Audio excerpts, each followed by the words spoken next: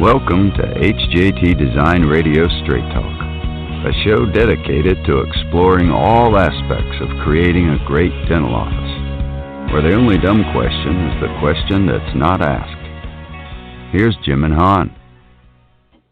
Hello, Jim Jarvis here, along with my co-host Han. Han, how are you? I am marvelous, Jim. Good evening.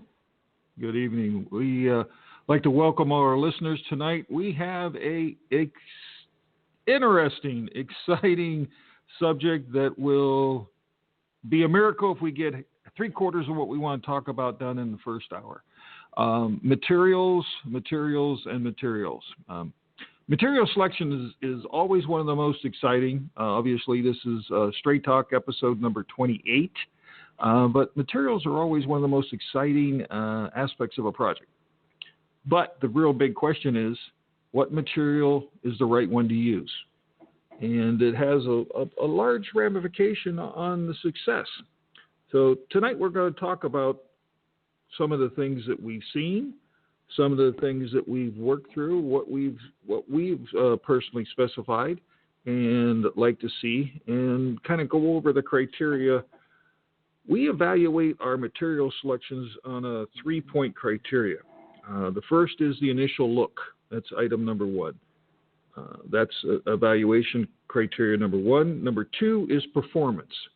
How does the product perform? And that has to do with functionality along with, its warranty period and longevity, those kind of things. And then lastly is maintenance. What do you physically have to do to maintain that product so that it does in fact perform? So that's our 3 criteria that we're going to address tonight in all the material selections and locations. Because, Han, we know this, that every material doesn't always work in every location, and nor should it. But there are some unique materials that actually, if you look at them, might be used in some locations that are typically not, and they actually perform very, very well. And we'll talk about those tonight. But first, let's talk about exterior. Han, exterior of the project is always an interesting thing, because let's say you're doing a new build, and obviously if you're doing a renovation, the exterior is already fixed.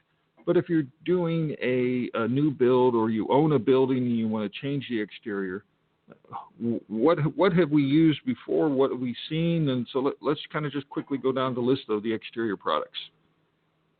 Now, Jim, when we talk about materials, as an exciting topic to discuss, is because there is literally millions and billions of products that you choose from, and it could be extremely overwhelming. It's exciting because there's so many different things to choose from, but at the same time, because there's so many different choices, it becomes one of those, one of the things like, where do you start? What would be right? What would be wrong? One of the things that Jim did not put on the list of criteria costs, and we're going to skip right by that, because this is about the right product for the right performance for what you need, and cost is another issue that we're not going to get into. So from the exterior, Jim, why don't you give them your favorite first 3, and I'll give my favorite first 3 that we see on the exterior that we often. Right. Well, the first 3 that we've seen and or used obviously is brick. So some kind of masonry product. I'm going to lump that together. You've got brick, you've got concrete block, you've got a ton of other variations of that, including materials that are manufactured that provide a masonry type exterior. So you've got that kind of material. Then you have a metal material. Could be a lot of things. Everything from sheets to siding to panels, those kind of things. You got metal. And then, of course, you have sidings, like wood siding or vinyl siding, those type of.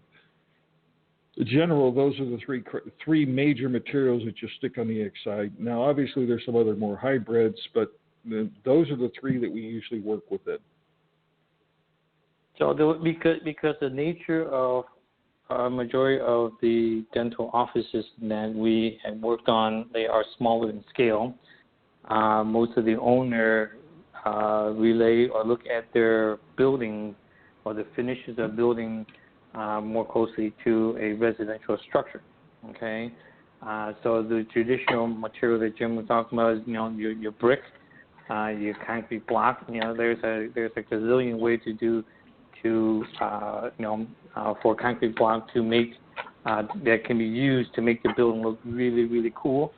And the hybrid materials that Jim say that are man-made, not so much because everything is pretty much man-made unless it's wood, but that are more in the green category per se. Now for me, the other material that I often see and like to see is more glass, because I think glass is one of those materials that I love the idea of bringing the inside out and the outside in, and have that glass to of course keep the element separate. A metal that could be a number of different things, but specifically, if you look at metal in general, the public think of something like a barn siding or a metal siding. I think of really high-end, what we call metal sandwich panels, which come in the shape of about 1/8 of an inch to about 2 inches thick. Their performance is just fantastic. Their pricing is also fantastic. But those are hybrid, high-end material that are rarely seen on dental offices, but we'll welcome a client that come and say, I like it to make it look really, really neat, and I like to explore and do things that none of the other dentists have on their building. We'd love to talk to you about that. Okay, so let's look at brick, for example, or masonry. Brick or masonry, the initial look is going to be the initial look. There's really not much you can do to that. Obviously, you can adjust the pattern or the style, the grout joints, those kind of things. But that's your initial look. In the way of performance on a brick or a block masonry exterior wall, it's been around for eons. So it is a well-performing product. It'll function well. It's durable. It'll take abuse. It'll be there for quite a long time. It's something that has stood the test of time from that regard. It does have a traditional feel, typically. You can get some bricks, and especially if you do it in unique patterns and unique kind of mortar joints to make it look more modern, but typically it has a traditional feel. And that could include all the way up to stone. The old stone houses and those kind of things, you can take that same kind of look and create that on the exterior of your practice. From a maintenance standpoint, all of these products we just talked about have very little maintenance. Matter of fact, they have almost no maintenance in the sense that you don't have to do anything to them other than keep them clean.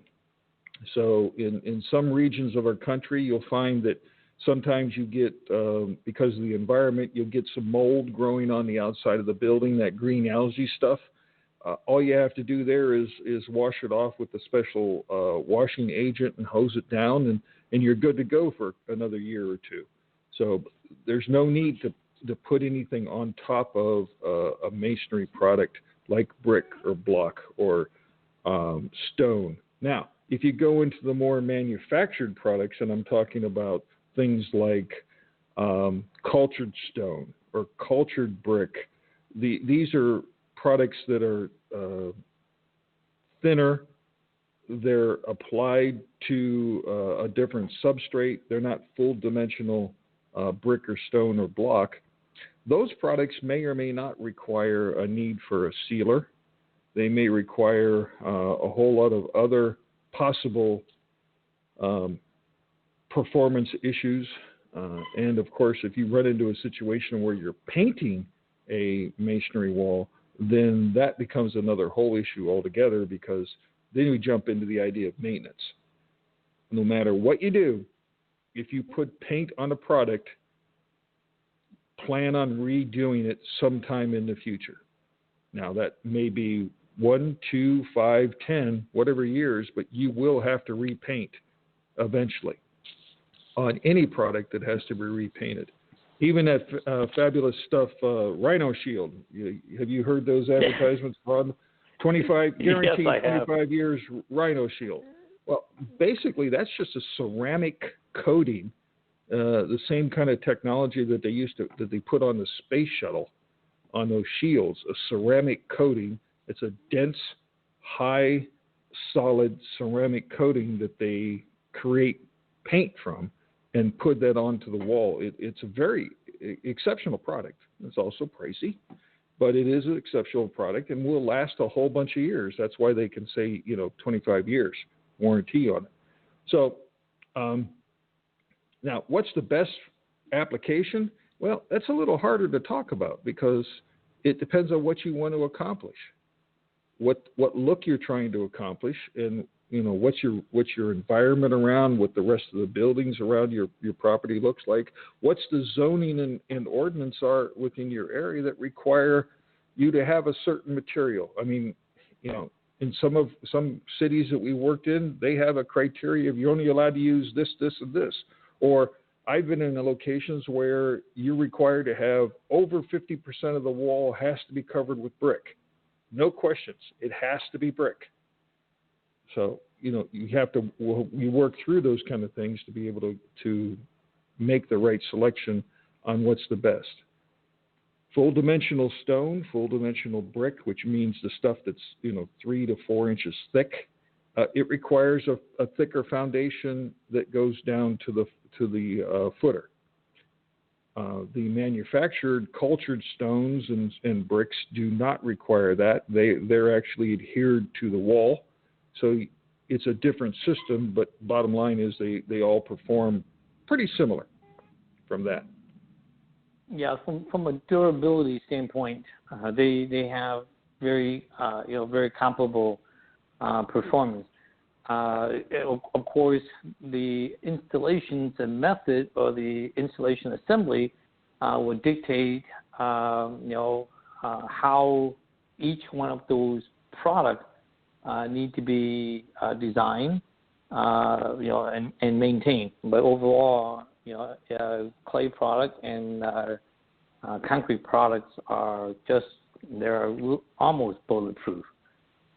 Right? And Jim, that's why I say almost.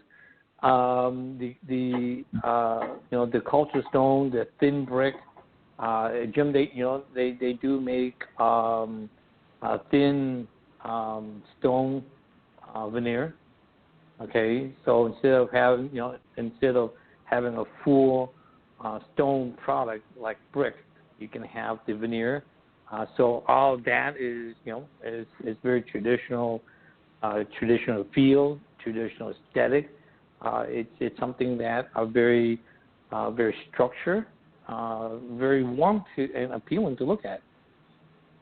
I've actually used and specified a thin granite. It basically was less than a half-inch thick, applied to a layer of fiberglass, like a shim sheet, that was then applied to an aluminum honeycomb grid system, and we clad the outside of the building with that product. And the reason why we went to that product is weight. Obviously, you can get a whole lot more weight savings by having a thin product like that as opposed to a full dimensional stone. A stone panel of the same size would have to be maybe 4 to 5 times thicker. So, you've got the idea of if you go up, multiple stories or even a story in itself, it's just the idea of the weight that's involved. So there's a lot of cool things that are out there, but those things come at a price. Metal panels that you were talking about, the sandwich panels, Those are expensive things, and we're not going to talk about price, but at the same time, you kind of have to evaluate those a little bit. Let's talk quickly about roofs, because we really want to jump in as to the interiors. The interiors were so many products are out there that we want to talk about. But in a roof system, there's a bunch out there. Obviously, you've got an asphalt shingle system if you have a sloped roof. You have a metal roofing system, which could be a ton of different profiles. And then you have, if you have a flat roof or a low slope roof, then you have the solid sheet, EPDM, PVC, all those kind of fun things. And then, of course, you have the spray-on roof systems when you come to the flat system. So, from a shingle standpoint, Han, I mean, there's a billion of them out there, and they've been there for a lot of years, and it all comes from the residential side. Yeah, I mean, in terms of choices, again, the typical product that you probably see on a dentist's office would more than likely be shingle most of the time. Once in a while, they might splurge and go with metal, a standing metal seam.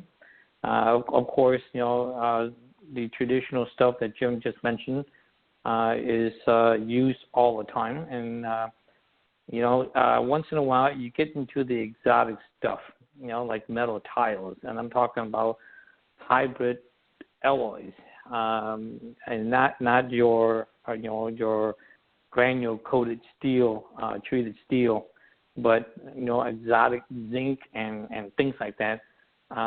If you go into things that are so unusual that you don't have that the skill or the labor force do not have the skill to install them, then they become a problem, very risky to do. But in terms of stick with the normal stuff like asphalt shingle or fiberglass shingles and stuff like that. In terms of performance, they all look similar in appearance. Of course, you've got different colors and architectural grade and all that. But the performance-wise, if you don't go up there and run all over the roof, you should be able to get about 15 to 20 years, give or take, depends on where you are in the country.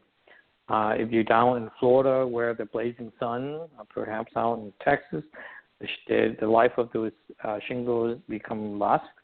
If you are in the area where you have hail, that will be a lot less.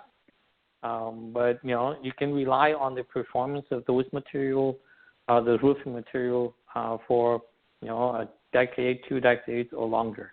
It just all depends on what you use and whether it applied appropriately for the roof, the design of the roof that you have on your building. Did I get that covered, Jim? Jim? There we go. One of the coolest things on the shingle systems that are out there now is it's not new, it's been around for a while, but it's really catching on, is it's basically a metal shingle. It looks like a shingle when installed. It's been impregnated and coated with a stone chip and ceramic surface that is extremely high performance. And when it's all said and done, unless you knew better, you wouldn't know that it wasn't an asphalt shingle roof. But it has a 50-year warranty. So unlike a traditional shingle system, which if you get a good one, you're getting 20 years plus. This thing has a minimum of 50 years. So something to think about. It's obviously a possibility that's out there. From Jim, the metal that systems. That particular roofing system you're just talking about with the granule cover or coating, there was a building in Savannah that I've seen since the 70s. Okay, and it has the same material. Once in a while, I used to live next door to it too. They just can basically take a hose and wash it down once in a while. They don't do anything to it. It lasts for decades. Okay, with no problem at all. During the storm, it doesn't get blown off. It's very durable, it's worth, it's certainly worth the investment in having. Well, it's worth looking at. It's definitely worth looking at because its price has come down from what I understand, and it is something that it's starting to compete with asphalt shingles. So from a metal roofing standpoint, you've got all kinds of panels out there. The biggest thing you want to make sure is that you get one that has the appropriate kind of warranties, because the big issue with those is fading of the finish. These panels are painted unless you go with an exotic material like copper or zinc, which is an uncoated, unfinished material. So 9 times out of 10, you're looking at steel or aluminum that has been painted. And that paint coating is the weakest link. So from a fade standpoint, that's the issue that you really have to run into, is what's going to happen with that roof over the years and years and years, and what's it going to fade, how much is it going to fade, and so evaluate it from that side. From a maintenance standpoint, you do absolutely nothing to them. You really don't want to be up there on them. You don't want to do anything to them. If, for example, they happen to get dirty, you spray them off with a hose, that kind of stuff. And then, your flat roof systems, your EPDMs, and those kind of things, there you want to look at warranty, because not every product is the same, and the warranties are not the same. So you want to evaluate your product with a warranty for the performance. So make sure you specify, I want to have a 25-year warranty on this particular product, and that it's not one that has all kinds of exclusions in it, so that basically becomes useless. Because these roofs are mostly all about performance. They're not about looks. You don't see them. It's about performance. And in terms of warranty, that typically more so important for the low slope or the flat roof. That if you have a building with a flat roof, shingles, typically it's warranty, the manufacturer warranty the product for, X number of years. But when you have a flat roof that has membrane roofing, it's the warranty. There's 2 portions to the warranty: just the material and labor, and the labor in itself could cost a lot.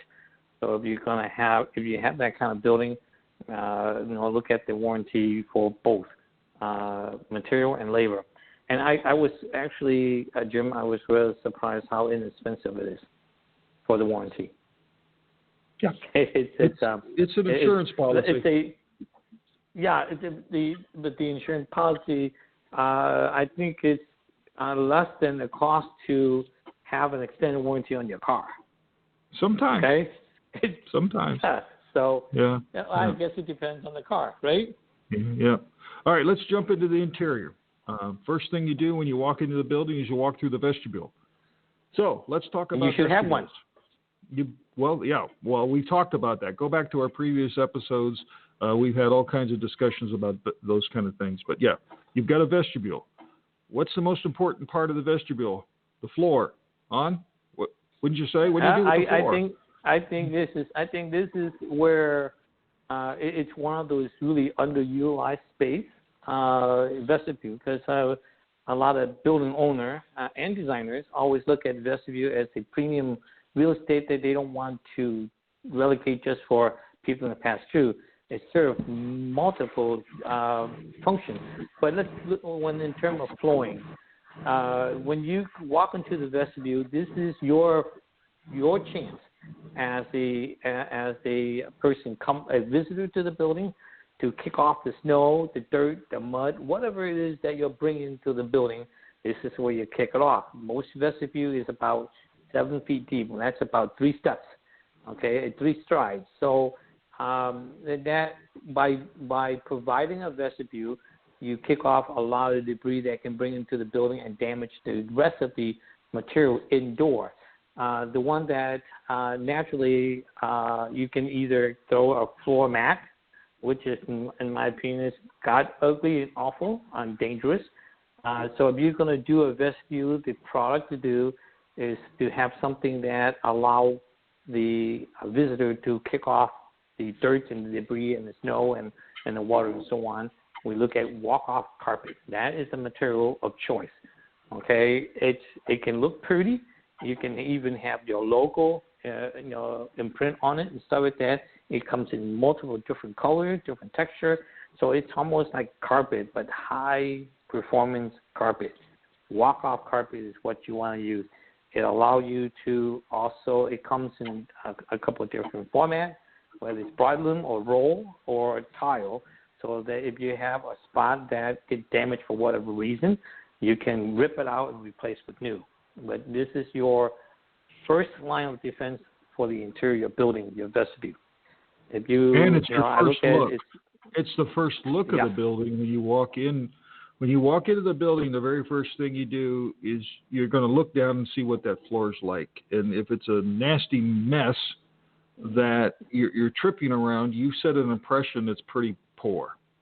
So you have your initial look, your performance, having to do with this walk-off carpet, and then obviously the maintenance.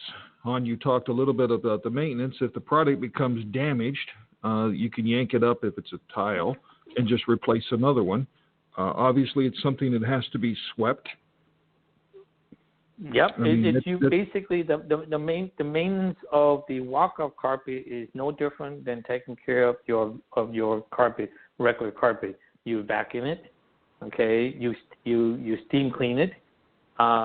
It's just pretty much very much like taking care of your regular carpet.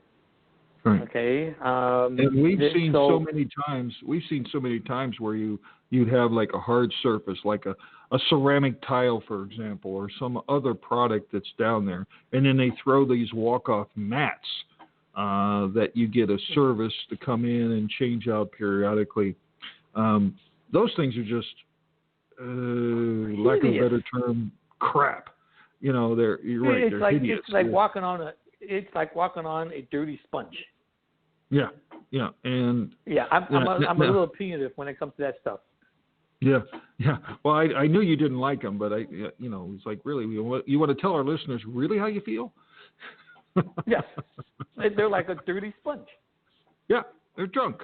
Now, there are some high-end systems that we've seen used before that we're really not fans of, and that's those recessed grid systems that effectively create a small pond underneath of a walk-off grid that more than likely is an aluminum kind of product that has little strips of carpet on them. And so they're designed so that heavy amounts of water or snow would go into this basin below and either evaporate or drain away. I don't see the need in the application for that in a dental office. You're not getting 100,000 people a day coming through the doors. I mean, that's something maybe you'd look at for an airport, not for a dental office. And they're very high maintenance. If they don't perform properly, they become a mess and a tripping hazard. So not something that I think we would recommend at all, would we, Han? We would not use it. Mainly, one, it costs a lot. It costs more to put it in. Two, it's noisy. It's very noisy. Actually, when you get into, if you design a lobby or a transition area for an airport or a mall and stuff like that, you have the distance from the front door into the interior is a lot further. So people kind of like they walk. They don't stand and they stomp. If you have a small vestibule of 7 feet deep, naturally people kind of step in and they start stomping. Those things make a hell of a racket. I don't care for them. Yeah, they're noisy. Okay, so that they are, and you don't see them. They becoming a rarer item to see in both large and small facilities. Okay, so that's the vestibule. Okay. Yeah. Actually, there's one area in the vestibule that we need to talk about, and that's the base around the perimeter of the floors. The base is the second area that's going to take the most abuse in that particular room. You've got to be cognizant of it. We've seen a lot. But in a vestibule, we would tend away from not putting in a soft wood or a painted MDF base product that would be susceptible to moisture and water. You want to put something that's more resistant to the water and moisture that's in that area, and it's a little more durable. So, would you put in a tile base? You could put in a rubber base. You could put in a stone. They have some stones and terracottas and those kind of things. But you want to be cognizant of what kind of base you have around that perimeter, because that water, that snow, that ice, that rain, whatever it is going to be pushed out to the perimeter edge, and you don't want that to become a nasty area. So. Yep, it's gonna wick right up into the material and get behind the wall, and then you have other issues besides a rotten wood base. Yeah. You have you do. Okay. Yeah. So, let's move to the lobby. So you walked out of the vestibule. You're now in the lobby. The lobby. What do you see, Hon? I see carpet. Okay. Typically, we specify carpet. Of course, naturally, you can have two types, either a bottom or tile, for the same reason, is that you can, if you run into have a spot that you cannot clean off and stuff like that, rip it out and replace with new. However, the other approach is there's way to repair carpet. If it's a bottom type, they can cut it out and replace it. But again, it depends on the pattern, the style of carpet you choose. Okay, there is not a one-size-fit-all. There's not a one approach for all. So it of course, it's naturally applied to whatever it is that you specify or use. And then there is a procedure, there is a methodology to maintain, to repair, to replace. So, but in terms of material, because in a lobby there's so much activities going on, noise is the big issue. You have TV, you have human activities. In a dentist's office, you're going to have little angels running around, screaming, howling, and all that stuff. So you want to make it as pleasant as possible, as safe as possible. Carpet is one of those products. It comes in so many, like thousands and millions of patterns and color variation. You can even have them custom made if you want to spend the money. But carpet is, it absorbs noise. It's very forgiving. It's soft on your feet, so it gives you that feel of luxury, welcoming and things like that. So that's what I normally see. I tend to stay away from hard surfaces like ceramic tile or like stone, because I'm kind of like let me see, I'm a little bit squeamish about having that type of materials, because it becomes very hazardous if you happen to come in from the outdoor. Even with the vestibule, your shoes still would have a little bit water or moisture on it, and that transferred onto the interior floor surfaces. If it's carpet, then that's fine. But if it's tile and stone, you basically created almost like a wet surface that slipping and falling would be at a greater interval. So I try to stay away from that kind of surface for the lobbies. Carpet is typically the first choice. Yes, there's vinyl planks, vinyl roll, and all that stuff. It's a little bit more safer than stone, but it has the same. I have the same concern. Okay, so carpet's my choice, Jim. Right. Now they have. You've seen it a lot. I've seen it a lot, and a lot of times this stuff is propagated by a lot of the TV programs that are out there. But you got things like concrete floors that have been stained, and you have wood products. You even have ceramic tiles nowadays that look like wood. They look like wood plank. Yep. All of these are very possible to be used in your lobby on the floor, but you have to be very cognizant of how you use them.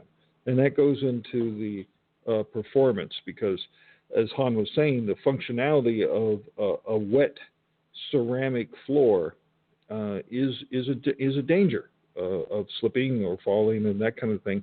So you have to maybe you use part of your lobby is that product, and the other part is a more traditional product that would not result in that. So maybe you do a combination. Part of it's the wood floor look, and the other part is carpet, so it looks like an inlay. I mean, there's a lot of possibilities, so you don't always have to just say, I have to use carpet throughout. But yeah, I think the main thing is, one go with the other. You got to be real careful that those things work and function properly. From a maintenance standpoint, carpet's easy. You just sweep it. Oh yeah. And if it's a carpet tile and it's gotten destroyed, you take it out and replace it. Where hard surfaces like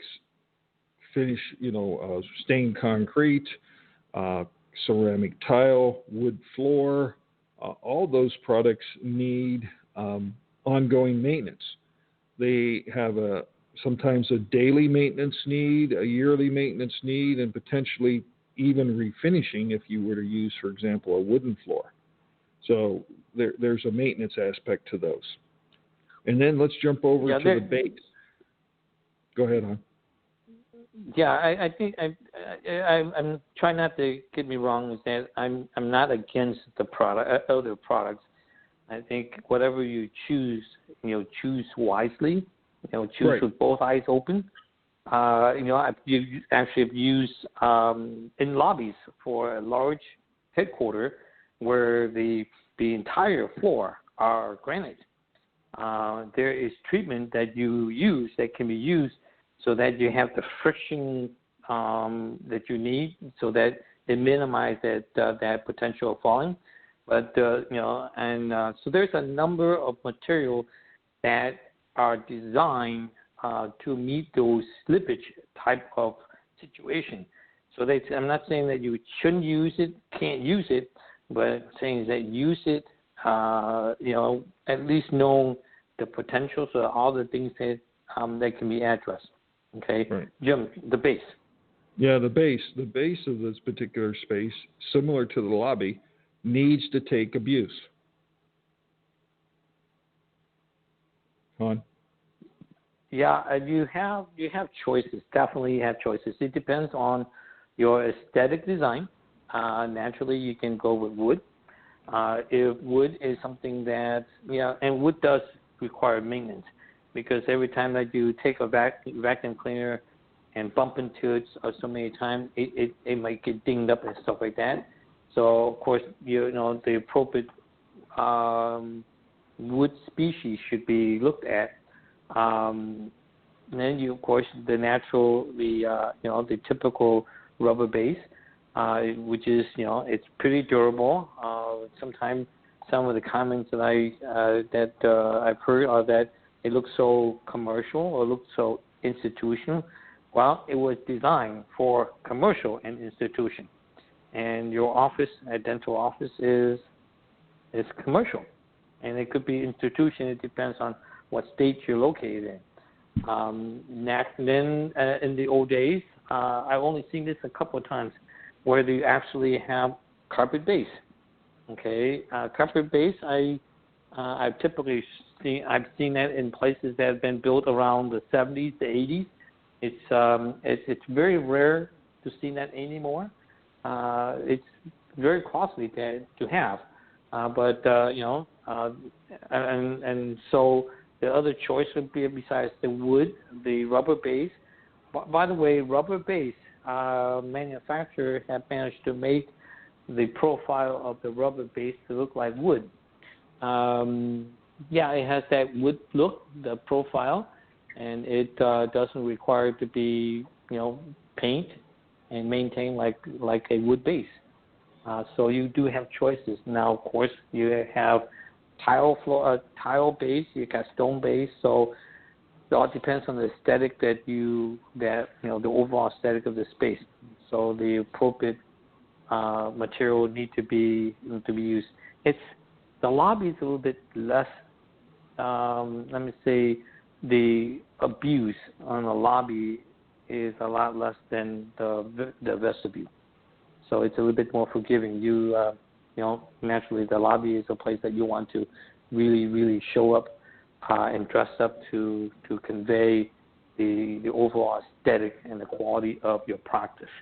So you can spend a little bit more, give more attention, spend a little bit more, or invest a little bit more in the finishes in that space. Hey, Jim? Right. One area that we've seen in lobbies that you want to be careful of is the wall surface at about the top of the chair. There's a tendency that area gets a lot of abuse because of chairs that are moved around and they're rubbing against the wall, and so sometimes you see installed what's called a chair rail or some kind of protective material to be able to at least be a little bit more durable for that application. But that is the quickest, most economical way to address those conditions, and that exists in every lobby.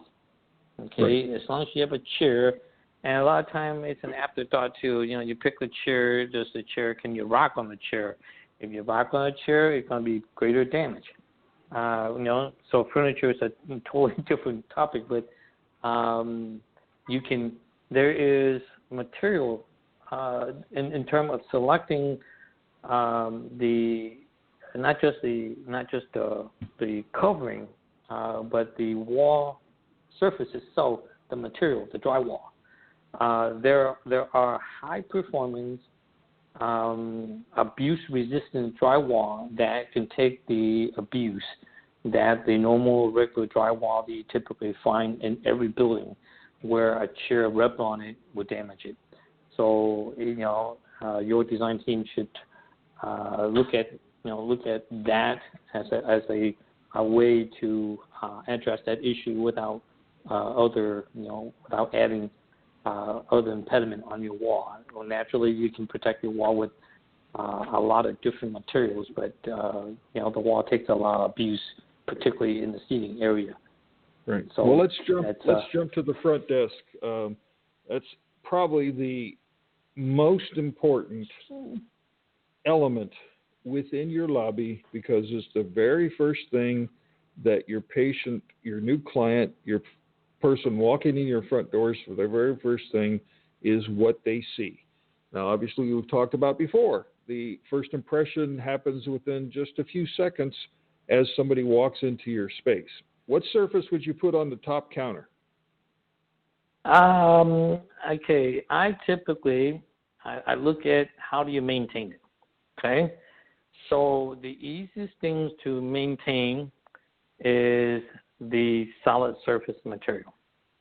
What I mean by maintain is that if you nick it, if it gets damaged in any way, it can be repaired.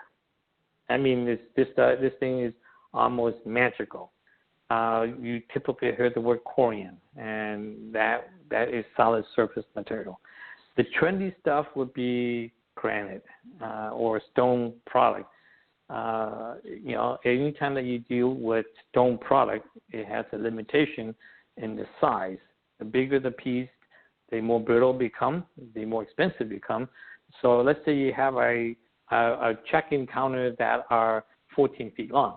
Somewhere in there, you're going to have a seam if you use stone. If you use glass, wood is a little bit more. Wood can be achieved without seams. So, but the typical product that we use is 3. If budget-wise, you want it to look like stone and you don't have the budget, then you go to plastic laminate. Okay. If you want it to look like stone, but you want to be able to repair and all that stuff, you use a corian. If you want to have stone like all your neighbors and all your peers and colleagues, including your home, you go with granite, okay? Or, go up a bump and go with quartz. But those are the material that you typically find. The transaction counter is the first thing that your patient will see. So you dress it up a little bit as far as the counter is concerned, okay? You can have that stone look without the cost, and that can be done with plastic laminate. It doesn't, and the things that we have included is that if you own the building, okay, then it's almost your forever office. Then I would look at investing to higher quality that give you the longevity and all that stuff. If you're leasing space for 10 years, get the stone-like look in plastic laminate, and that way when you're done, you don't cry over how much money you left behind and when your lease is over. So scratching right? is our biggest concern. Scratching and that surface is what will. You have to look at performance, and obviously the area of maintenance on how do you maintain a product. If it's plastic laminate and it's scratched up, the only way to fix it is to replace it. If it's solid surface, you can in fact resand and buff it out. If it's stone, it can be repolished, but that's more labor intensive. Now, stone scratches, but doesn't scratch as easily as a solid surface would. It's just a matter of what you run across that thing. You can scratch stone, and you can scratch it, some people would say surprisingly easily, and you can. But those are the three materials of the top surface. Now, there's another important surface that is part of your reception desk, and that's the front wall. Now, that front wall could be a whole lot of things.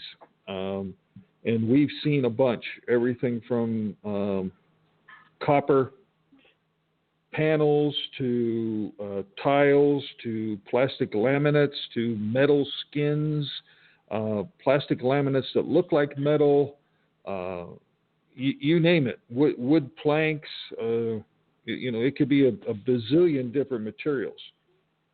Or if you're really cheap, you just paint it. And it could be painted drywall. It could be wallpaper, for that matter. Now, evaluate each one of those based upon the initial look. Paint, wallpaper, those are least durable. That front wall is going to take the second most abuse of all the surfaces in that lobby, because everybody coming up to that front wall, whether it's a kid, whether it's an adult, they may have something in their hand. They're going to bang against the thing. The kid down there is potentially kicking it because they're bored to death. They're acting up. I mean, that kind of abuse can scar, can damage that particular surface. So it has to be looked at. And then from a maintenance / buildability, and that's a weird word, buildability, constructability. Yeah, constructability. If you have a 14-foot long curved reception desk, well, laminate panels don't come in anything more than 12 feet long, if I'm not mistaken. I think you maybe be able to special order a long one. But let's say it's longer. I think 12 is all you can get. Yeah, and so you have to have a seam somewhere in there. A butt seam where you put the two edges of plastic laminate together and glue them together and expect them to hold. Don't. It will open up. It will look like crap. It could happen. That could happen, in the first month. It could happen in the first year, but it won't last. So you have to really, really think about what you're going to put there, and you don't want something that's rough and that's going to catch clothes or abrase somebody's hand, if they rub against it, and it's like, you don't want that to happen. So there's a lot of really cool materials, but you have to evaluate each one of them based upon our three criterias and how best they're going to work for the look that you want. But you really have to think about what you're going to put in there. Like you were saying, Han, the perfect scenario. If this is something that you're leasing and you're out of there in 5 to 10 years, maybe not spend the large dollar, but spend something that's moderate. But if you're going to look at, this is my forever home, maybe you really need to think about, I need to put the very best, longest lasting material there because I don't want to replace it and I want it to look good every day, all day, every day of the year. And still, and endure for a long, long time. There are products. Let's simply say you rent the place, and your budget is tight, and you want to address the concern of abuse and maintenance and all that stuff. There are paint systems that you can use that are virtually bulletproof. Okay, hospitals and institutions use it all the time to convert and retrofit space without demolitions.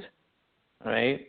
Okay, I'm going to keep some secret to ourselves, but they're out there. So talk to your team about what you want, what you like to have, what you're trying to achieve, and what your budget is, because you can do a lot of wonderful things with very little money. It doesn't have to be, expensive to be good. Okay, your front desk is important. Go ahead, Jim. Very, very important. The next criteria, the next item on our list is corridors, specifically the corridor floor. What's your thoughts on that? Yeah, I think you can go pretty much with anything because you already, this is typical when we say corridor. We're talking about, once you pass through from the lobby into the clinical area. So we're talking about the clinical corridor. Okay, the flooring there, it all depends on the space itself, whether it's open, high ceiling, low ceiling. Noise is a big issue, so typically carpet is used to address the acoustic problem when you're in a dental office. But you can have pretty much anything you want, okay? Anything, virtually anything. Typically, we use carpet because it's softer on the feet and it'll help to absorb noise. And noise is one of the biggest problems in a dentist's office. You can, of course, the trend right now is vinyl, luxury vinyl planks, because everybody got to have that wood look, because that's the trend. I would encourage you to go beyond what is the hottest trend, and because the trend only lasts a couple of years, wherever you at, if you lease, you're going to be there for at least 10, 15, 20 years. If you own it, you're going to be there for 20, 30 years. So I ignore the trend. I look at the material, how it performs, how you maintain it, and what investment is needed so that I can meet all those criteria with as little headache as possible, and it's out there. So trend is the last thing that we typically chase when we do material selections. Jim? Well, the next area could actually be a whole show in itself, and that's your operatory. Most important is the floor. So what would you say about the floor, Ron? Yeah, I think there's a huge debate on what would be the appropriate things on the floor. If you approach from the noise standpoint, there's only two products that I can think of that help to tamper the noise: carpet. The other one is cork. Okay, they serve one purpose. But they have other issues. In my opinion, the area in the operatories or the entire building that are subject to the highest abuse is directly under the doctor's chair and the assistant. You're sitting on a chair with caster. That caster is spin and roll back and forth all day long in areas no larger than 1 square yard.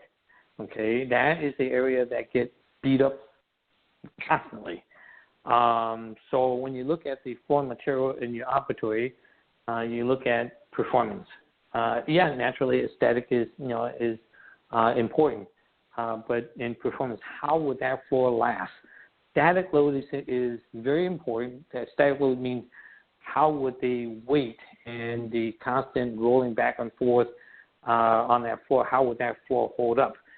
Wear layer is important, but static load is much more important. The higher static load, the better the floor will endure. So luxury vinyl composite planks is right now is the big thing. Of course, you can get it to look, it's look like wood. It look like stone. It look like pretty much anything that you can imagine. So cleanability is a big thing. So a hard surface of luxury vinyl planks is or composite flooring. That is an area of material that we typically use because you have chemical, you have resin, you have all kinds of stuff that may fall on the floor. One of the big concerns is that you drop your instrument, would it damage it? Regardless of what material is on the floor, the likelihood that it get damaged is probably yes. So try not to drop them. But in terms of the maintenance, a resilient flooring or luxury vinyl tile plank would be the ideal product to use. Carpet, it's gross. It is absolutely gross. Okay, because it's another dirty sponge. That's just my opinion. You can use it, but make sure that make sure you have a good maintenance program in place so that you don't have a material that just collect all of this nasty stuff in it. Right? So, Jim?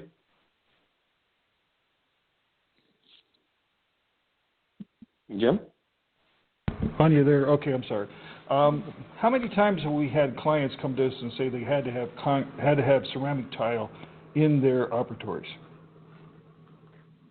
I think the bottom line is we educate our clients. We explain to them the pros and cons, and they own the building. They make the final decision. Okay, so if they come and they say, "Hey, I want to have," I just bought a boatload of marbles, and I want to use it in the operatory. I say, it's your building. Okay, we can only make the recommendation based on our experience and let you know the good, the bad, and the ugly of certain material in certain environments. But we would not recommend our surfaces in the operatories because it's a work environment that you have to maintain. You have to clean. It gets subject to chemical.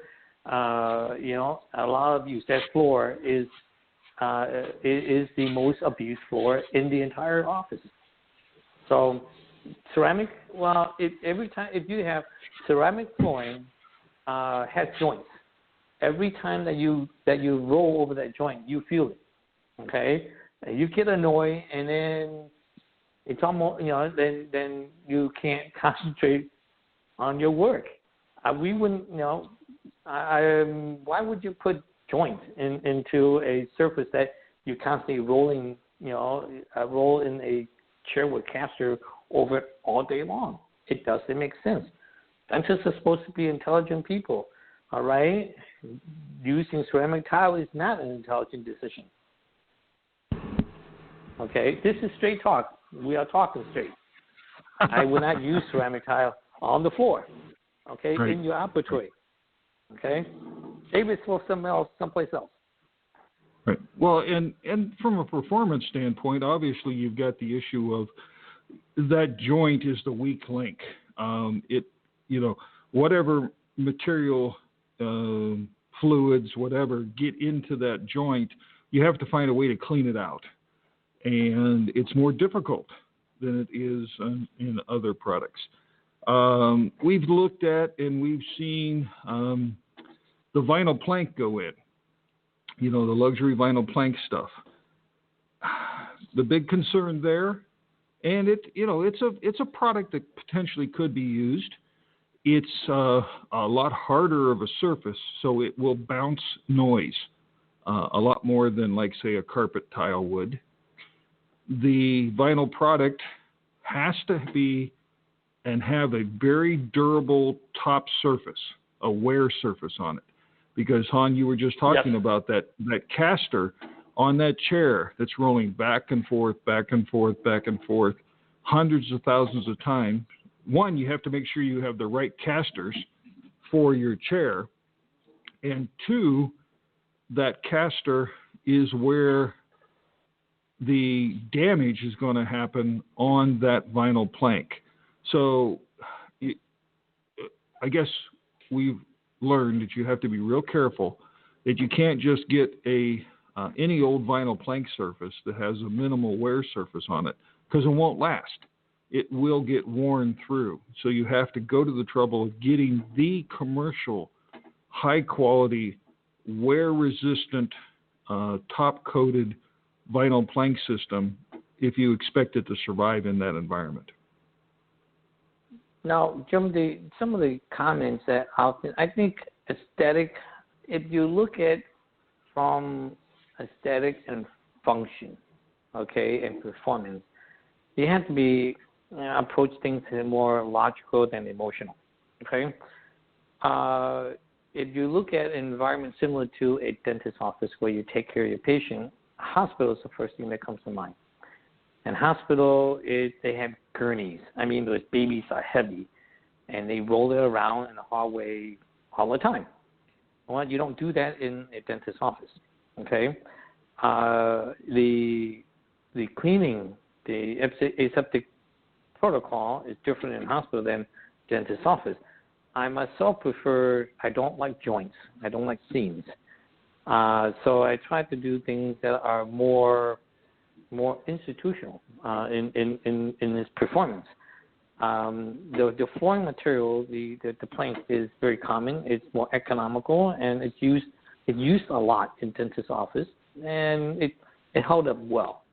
There are roll goods that can be cut into tiles or leave in large roll formats that have very few seam at all in a treatment room, and it comes in multitude of colors, textures, and patterns, and you can do all kind of funky design with it if you want to, and they perform beautifully under the caster because it was made for hospital environment for beds and gurneys, and it costs about the same.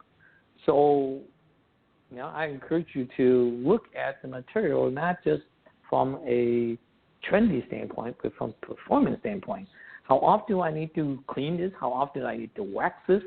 And will it generate more noise and things like this? So there is products out there that meet all the requirements. One thing that I have had discussion with other dentists about, and because they often say, I can go to Home Depot or Lowe's and pick up the stuff and put it in my office. Why can I not? Floating floor is something that once in a while kind of creep up and kind of catch you, and you have to kind of knock it back down into the hole. Do not ever put a floating flooring system in your treatment room. Okay? It's noisy, and it's not made for dental treatment areas. It doesn't have the performance, and it's very noisy. It's made more for home or retail spaces, but not for caster type of setting where you roll on it all day long. Okay. A very important point to take note. A very important point to take note of is if you're going to go with a vinyl or a sheet good, meaning a plank or a sheet vinyl, that is obviously, as Han said, has to be the hospital grade, high performance, very durable product. You have to make sure you have the right subfloor underneath of that product. It's designed to go on top of a concrete floor system, most likely. And so typically we don't install concrete floor systems in dental offices unless it's a slab on grade. If you have a basement or if you have a crawl space, you typically have an OSB board or some kind of sheathing on top of your floor joist.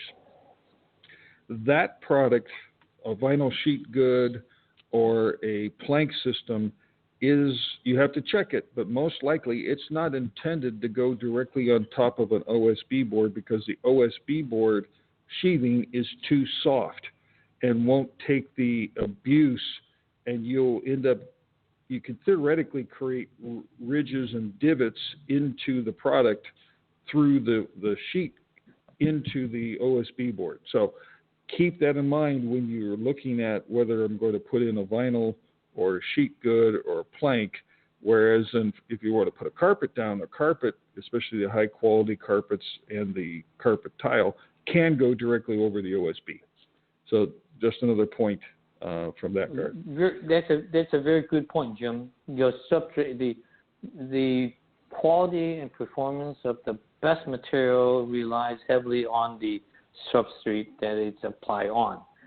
Okay. Of course, there's ways to address the requirement if you choose a certain material, but do be mindful of the things that Jim mentioned about, because plywood and OSB material, they move.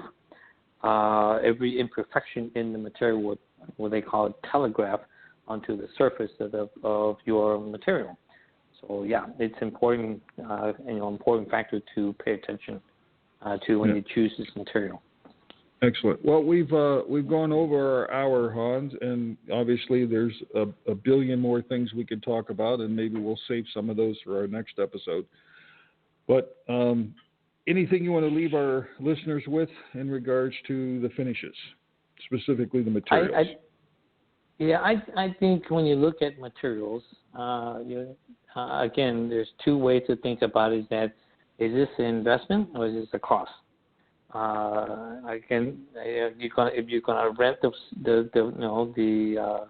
suite or the office space, I don't see the necessity to dump a lot of money into the material, but you still can have good material for a low cost.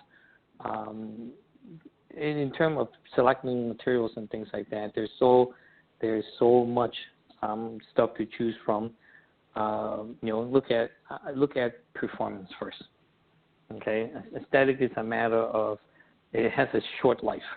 It's like a brand new car. After about 6 months or so, you don't wash it every other day. So aesthetic is important, but it's how it holds up and how it performs. In my opinion, it plays a bigger role. Maintenance is a big thing. If you don't maintain, regardless of how much you spend on the material, if you don't maintain it, it will become a headache for you. Again, the three criteria that we talk about: aesthetic, performance, and maintenance. You can't have one without the other two. Okay, so choose it based on your highest priority, what you're willing to do, and then choose wisely. Have fun. Absolutely, and this is fun.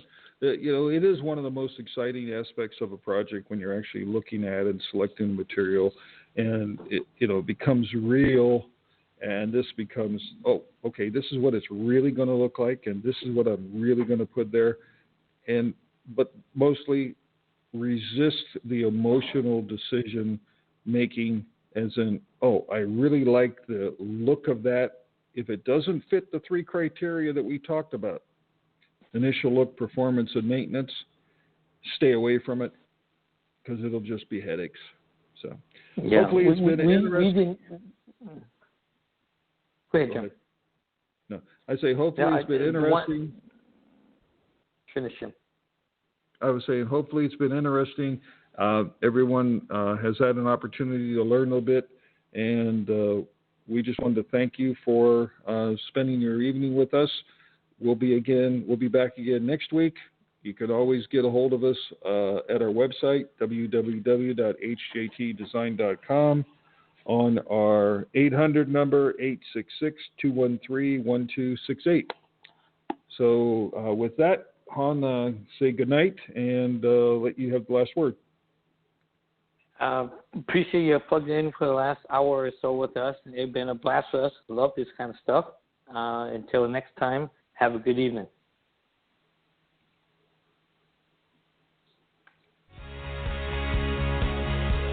You've been listening to HJT Design Radio Straight Talk with Jim and Han. To contact us and find out more info about upcoming shows, please log on to our website at www.hjtdesign.com. Until next time.